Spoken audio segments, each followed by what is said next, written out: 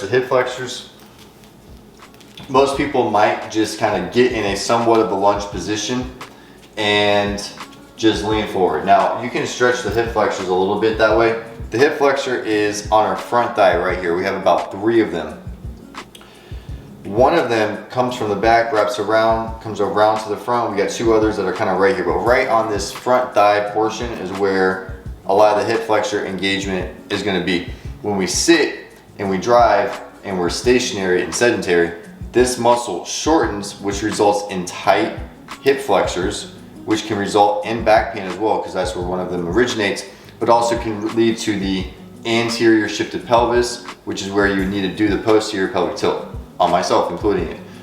Excess lordosis in the low back, tight hip flexors pulling it forward, you gotta stretch it. So again, you can stretch it this way, but you're only gonna get a little bit of the muscle. You're only gonna stretch a tiny bit. What you wanna do is stay in this 90-90 position. And we're doing, again, posterior pelvic tuck. The posterior tilt is one of the most important moves to get down because it sets the foundation for all the other functional moves. You want to find that neutral pelvis.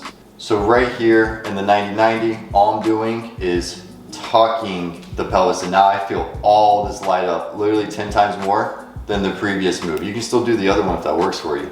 This is the way I like to isolate the hip flexors and really get a good deep stretch right there. And again, practicing pelvic tilts. And always do both sides for symmetry with any sort of bilateral move where you're doing one on each side.